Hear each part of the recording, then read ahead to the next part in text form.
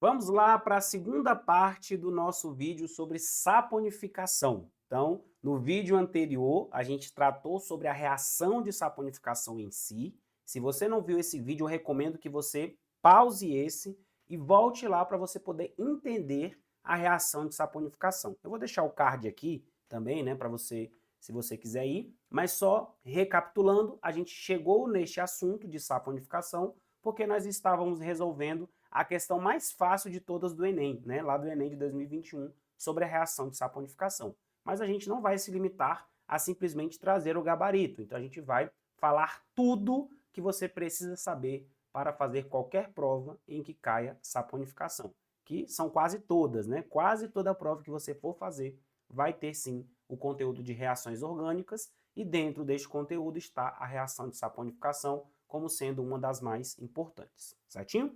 A gente já entendeu, então, como que é a reação de saponificação, quais são os reagentes, quais são os produtos, claro que o principal deles é o sabão, mas a gente também tem a geração de um álcool, né, que é o glicerol, e agora a gente vai entender quais são as propriedades que o sabão tem que faz com que ele seja um excelente limpante. Por que que o sabão limpa? Quais são as propriedades que ele tem que fazem com que ele tenha essa propriedade, essa característica de fazer a limpeza, inclusive de meios gordurosos, coisa que a água sozinha não faz, tá bom? Então acompanha comigo aqui, ó.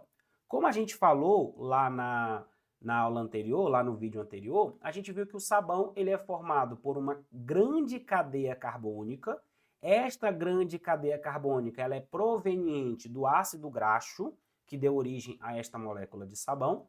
E a gente tem aqui também, ó, um íon sódio. Aqui eu trouxe o sódio porque é o mais comum, como a gente já comentou no vídeo anterior, né? Então aqui é o sabão conhecido como estereato de sódio, né? Que foi aquele que estava lá no vídeo anterior, em que você viu que tinha 18 carbonos, né? Então 2, 4, 6, 8, 10, 12, 14, 16, 18. É realmente uma extensa cadeia carbônica. Por que que é importante que o sabão tenha essa estrutura? Uma grande cadeia carbônica. Essa grande cadeia carbônica, a gente chama dentro aqui da parte do sabão de cauda, tá? Esta cauda do sabão, ela tem como característica o fato de ela ser apolar. Já que ela é uma grande cadeia carbônica, já que ela parece bastante com o hidrocarboneto, então ela tem a característica de ser apolar. E a gente chama isso também de hidrofóbica ou de lipofílica. Por que hidrofóbica? Porque ela tem, entre aspas, medo da água. É isso que significa o nome, né? Fobia, medo, hidro da água. Então, como ela é apolar, como ela tem uma baixa interação, como ela tem uma baixa afinidade com a água, ela é chamada de hidrofóbica. Do contrário, ela tem uma grande afinidade com a gordura, já que as gorduras, os óleos, eles são apolares. Então, por isso que ela é chamada também de lipofílica. Já a outra parte do sabão, esta parte aqui, ó, nesse caso negativa, ela é uma parte polar dentro desta molécula. Então, significa que essa molécula ela tem um pedaço apolar e ela tem um pedaço polar, que também é chamado de hidrofílico ou lipofóbica. Hidrofílica, porque ela é amiga da água, ela tem uma grande afinidade, e lipofóbica, porque ela não se mistura com a gordura. E você vai ver daqui a pouco que isso é crucial para que o sabão tenha a ação que ele tem. Nesse caso aqui, este sabão ele é chamado de sabão aniônico. Por quê? Porque a sua cabeça ela é negativa, ela é um ânion. Professor, e esse cátion sódio? Como a gente está falando de um sal que é solúvel, então este cátion sódio ele fica em solução, ele não participa do processo. A gente chama ele inclusive de íon espectador, né? Ele fica só lá assistindo o processo acontecer, tá? Ele fica dissolvido no meio, mas ele não tem ação no processo. Professor, se tirar ele, vai atrapalhar alguma coisa? Vai. Ele precisa estar lá. Tem que ser um cátion monovalente, tá? Não pode ser divalente. Tem que ser um cátion com carga mais um. Depois eu te explico por que isso acontece. O fato de o sabão ter essas duas polaridades, o fato dele ser apolar em um pedaço e polar no outro pedaço, vai gerar uma propriedade nele que a gente chama aqui, ó, anfipático ou anfifílico. Significa que ele tem as duas polaridades, ou as duas filias, né? As duas amizades. Amizade com a água, que é polar, amizade com a gordura, que é apolar. e isso é crucial para que ele tenha a ação limpante, que é o que a gente vai ver agora. Olha só. Quando você tem lá a sua sujeira, a sua gordura, a gente acabou de falar que a gordura ela é apolar. Então, se eu simplesmente tentar lavar essa gordura com água, isso não vai funcionar, porque a água não interage com essa gordura. Então, quem é do sabão, qual parte do sabão que vai interagir com esta gordura? A parte do sabão que vai interagir com a gordura é exatamente a cauda. Já que a cauda é apolar, ela vai conseguir interagir com essa sujeira, com essa gordura, que é apolar, sendo que a parte polar do sabão, que a gente chama de cabeça, né? Neste nosso caso aqui, a cabeça é aniônica, então ela é negativa, ela vai ficar para fora desta gordura. Então, a parte que é a cauda vai ficar para dentro da gordura, vai começar a quebrar essa gordura em partes menores, já que ele está interagindo com esta gordura, e as cabeças vão ficar para a parte de fora. Quando isso acontece, pessoal, olha só, essa gordura que antes estava num tamanho maior, ela vai começando a se quebrar em partes menores. Essa é uma das coisas da ação limpante do sabão. É uma das coisas que o sabão faz que vai ajudar este processo de limpeza. Ele pega essa gordura que está num pedaço grande e vai diminuindo, vai quebrando ela em pedaços menores, coisa que a água não consegue fazer, tá? Quando isso acontece, quando essa gordura ela vai sendo quebrada em pedaços menores, vai se dando origem ao que a gente chama de micelas. Então, as micelas são exatamente essas pequenas estruturas que são geradas por meio da interação entre o sabão e a gordura. Então, de novo, ó, aquele pedação grande de gordura vai sendo transformado aqui, ó, em pedacinhos menores, sendo que este pedaço menor fica no centro, rodeado de caudas de sabão, já que a gordura é apolar e a cauda também é apolar, e as cabeças, todas negativas nesse caso, vão ficando para fora desta gordura. É como se o sabão estivesse escondendo a gordura, percebe? E aí, uma vez que essa parte que é polar, essa parte hidrofílica, fica para fora desse sistema, dessa micela, quando você enxaguar essa mistura, quando a água passar, aí a água consegue interagir com a cabeça do sabão e levar essa micela embora. Então, é um artifício que o sabão utiliza. Já que a água não interage diretamente com a gordura, vamos esconder essa gordura? É o que o sabão faz. Ele esconde a gordura, não em pedaços grandes, porque ficaria difícil de fazer a limpeza, esconde em pedaços pequenos. As caudas ficam todas ao redor desta gordura e as cabeças ficam para fora, gerando essa estrutura de micelas, que a gente também chama de emulsão, tá? Por isso que o sabão, ele é chamado de emulsificante. O sabão, ele promove a aglomeração da gordura em pequenas gotículas. E aí essas pequenas gotículas, essas micelas, também são chamadas de emulsões. Por isso que o sabão tem uma ação emulsificante. E aí isso também contribui para a sua ação de limpeza. O fato dele ser anfipático é crucial, porque ele precisa ter essas duas interações, a interação com a gordura e a interação com a água, e o fato de ele ser anfipático vai fazer com que ele seja emulsificante, facilitando ainda mais a limpeza, porque, como eu comentei, né, ele vai fazer ele vai esconder a gordura, né, vai deixar ali em pequenos pedaços, rodeados de cauda e as cabeças para fora, e a água, quando fizer essa limpeza, consegue interagir com a parte negativa, com a parte polar, beleza? E uma terceira característica que o sabão tem, que também vai ajudar na limpeza, é o fato de ele ser surfactante, também conhecido como tenso ativo. Não assusta, tá? Com a palavra é bonita mesmo, surfactante. Mas o que isso significa? Significa que o sabão, ele age também diminuindo a tensão superficial da água. Como a água ela é um líquido muito resistente, já que ela forma ligações de hidrogênio, né? São interações muito fortes, é uma outra coisa que atrapalha ela interagir com a gordura. Então, quando você tem um sabão com a sua ação surfactante, já que ele também interage com as moléculas de água, ele acaba enfraquecendo a interação entre as moléculas de água. Então ele gera novas interações do sabão com as moléculas de água e enfraquece as interações entre as moléculas de água, por isso que são chamadas de intermoleculares. Ele enfraquece essas interações de forma que a água fica com uma menor tensão superficial. Aí facilita mais ainda que ela entre e faça a limpeza. Então, por isso que eu comentei com você que é crucial que o sabão tenha esta característica de ser anfipático, beleza? Ou anfifílico, que é como a gente chama também. Tá, mas e aí? Em quais meios o sabão não limpa? Tendo essas propriedades, tendo essas características, quais são os meios que não favorecem a ação do sabão, que acabam atrapalhando, acabam fazendo com que o sabão perca a sua eficiência? São basicamente dois, e a prova cobra isso, tá? Fica muito atento com isso. O primeiro deles é o meio ácido. Então, se você tenta fazer a limpeza usando o sabão em meio ácido, o sabão vai perder a sua eficácia. Por quê? Estamos falando de um equilíbrio químico. Então, quando você tem a ionização do ácido graxo, que ele é um monoácido, né, como a gente comentou, então aqui ó, você vai gerar o ânion, o carboxilato, e vai gerar o próton, o H+. Essa é a definição de ácido. Inclusive, eu vou deixar para você aqui também o card de uma questão que a gente resolveu do Enem também, né?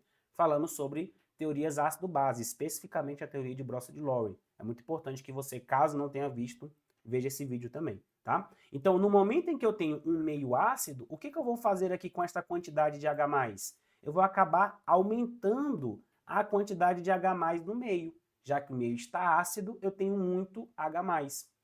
Tendo muito H+ no meio, esse equilíbrio vai acabar ficando deslocado para o lado esquerdo, gerando desta forma mais moléculas de ácido. E o ácido, quando está na sua forma molecular, ele não limpa. Para limpar, eu preciso ter ele na sua forma aniônica. Foi o que a gente comentou agora há pouco o vídeo inteiro. Então, quanto mais eu favoreço a forma protonada, ou seja, o ácido na sua forma molecular e não na sua forma desprotonada, na sua forma de ânion, quanto mais eu favoreço essa forma, menos eficiência o sabão tem. Então, se eu jogo ele no meio ácido, eu acabo favorecendo a forma molecular e desta forma eu não tenho disponível no meio a forma iônica, que é quem é utilizada para fazer a limpeza, tá? Então, meio ácido é um dos meios em que o sabão não tem eficiência de limpeza. E o outro meio é o meio chamado de água dura. Inclusive, isso aqui já foi questão do Enem, tá? Dureza da água. O que é uma água dura? Uma água dura, pessoal, é uma água que tem grande índices de cátions divalentes, ou seja, cátion 2+. Quem é que forma cátion 2+? Os alcalinos terrosos, magnésio, magnésio 2+, cálcio, cálcio 2+. Então, é basicamente esses cátions que vão gerar o que a gente chama de água dura. O ferro também é um tipo de metal que gera cátion 2+, que gera cátion divalente. Então, existe também ferro 2+. Então, no Brasil e no mundo de forma geral, é super comum que a gente encontre águas com altos índices de cátions divalentes, cálcio, magnésio, ferro. Então, nesses meios, o sabão ele não limpa de forma eficiente. Por isso que a gente tem, inclusive, o desenvolvimento da indústria de detergentes, porque é uma das coisas que o detergente vem para sanar de limitação do sabão, né? Por que o sabão em água dura ele perde eficiência? Porque veja só, se eu tenho um cátion divalente, se ele tem carga 2+, significa que ele precisa de 2 ânions. Já que o meu ânion é 1-, eu preciso de 2 dele para poder estabilizar essa carga 2+. Só que observe que a carga negativa do sabão é exatamente a sua cabeça. Que lembre-se, ela precisa estar disponível para que a água interaja com ela. Agora, se eu uso 2 moléculas de sabão, do ânion, para poder estabilizar um cátion 2+, as cabeças elas acabam ficando comprometidas. As cabeças não ficam disponíveis para interagir com a água. Isso tudo por quê? Porque os sais divalentes, né, os sais de cátions divalentes, são sais insolúveis.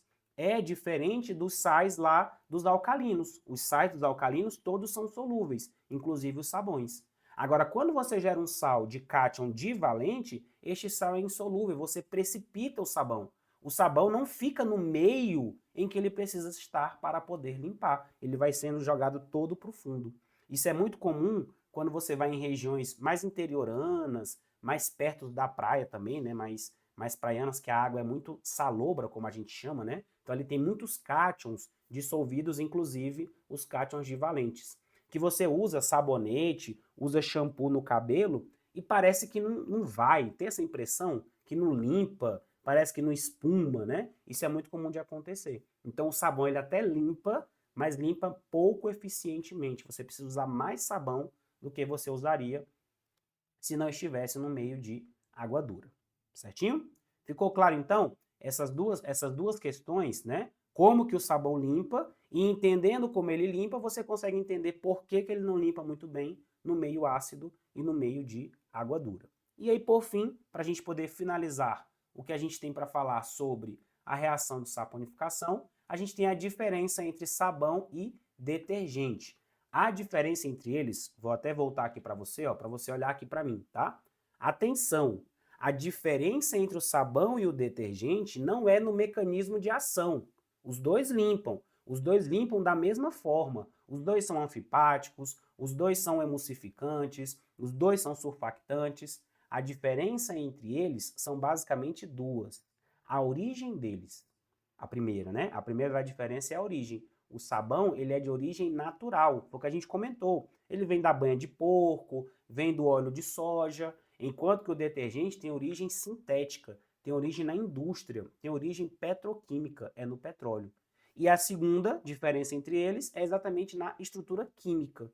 Em qual tipo de molécula que gera cada um deles. Mas o mecanismo de ação é o mesmo. A forma como eles limpam é a mesma, tá? Então, olha só.